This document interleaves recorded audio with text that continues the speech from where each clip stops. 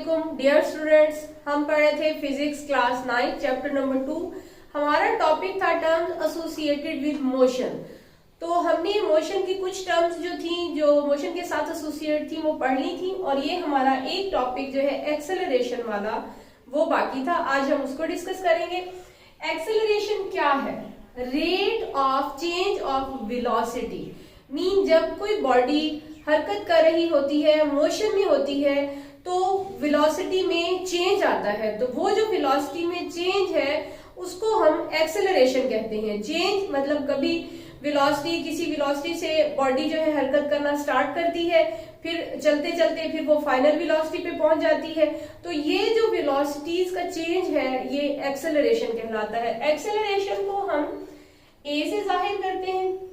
इसकी डेफिनेशन फिर पढ़ लेते हैं। The rate of change of velocity is called acceleration.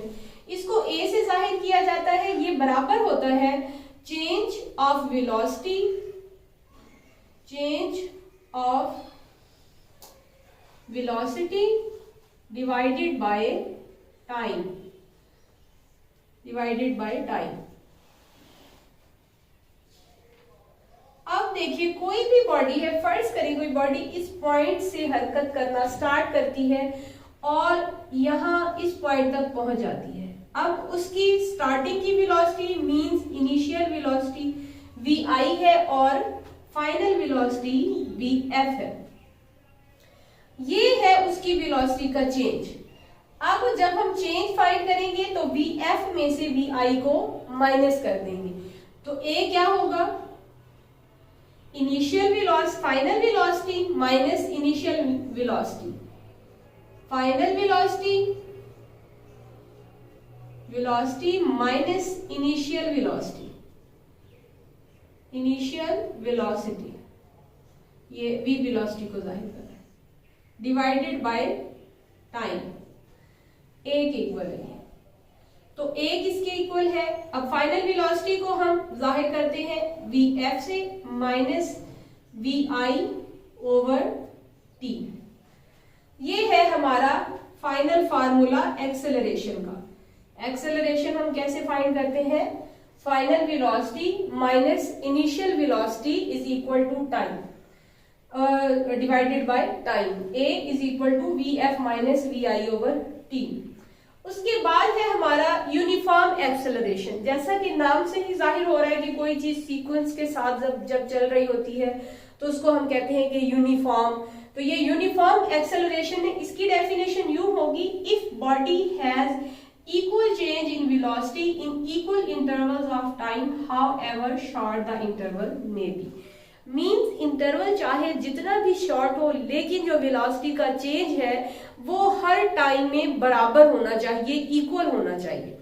Means velocity अगर चेंज हो रही है तो एक यूनिफॉर्म चेंज उसमें होना चाहिए कि हर टाइम में वो बराबर की उसमें तब्दीली जो है वो आए। तो उसको हम यूनिफॉर्म एक्सेलरेशन कहते हैं।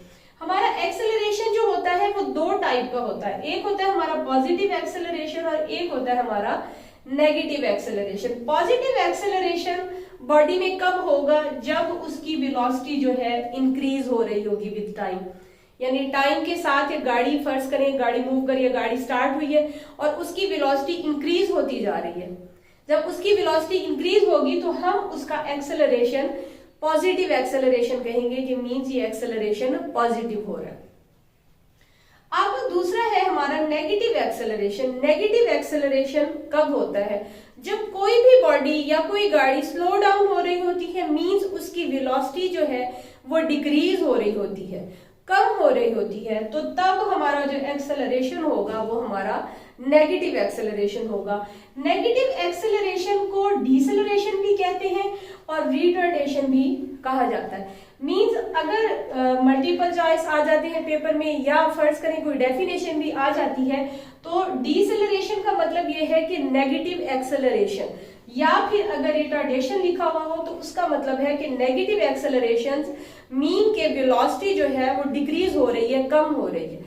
इंक्रीजिंग पे हमारा एक्सेलरेशन पॉजिटिव होगा जब हमारी वेलोसिटी भी इंक्रीज हो रही होगी, लेकिन जब वेलोसिटी डिक्रीज हो रही होगी तो हमारा एक्सेलरेशन जो है वो नेगेटिव एक्सेलरेशन होगा। तो आज हमने एक्सेलरेशन को डिस्कस किया है और यूनिफॉर्म एक्सेलरेशन को डिस्कस किया है। ये जो एक्सेलरेशन का फार्मूला है ये आगे हमारी जो मोशन की इक्वेशंस है, इक्वेशन ऑफ मोशन है 3, आगे हम चैप्टर में इनको डिस्कस करेंगे, तो ये उसमें यूज होगा। ये जितने भी फार्मूलाज हैं ये हमें याद होने चाहिए, ये सब स्टूडेंट्स ने याद करने होते हैं। बाकी भी सारी चीजें इंपॉर्टेंट है, लेकिन ये हमारे जो फार्मूलाज है ये हमारे आगे प्रॉब्लम्स में भी काम आएंगे, वहां भी हम इनको यूज करेंगे, और जो डिफरेंट हम फार्मूलाज आगे ड्राइव करते हैं उनमें भी ये इस्तेमाल होते हैं। ये था हमारा आज का लेक्चर।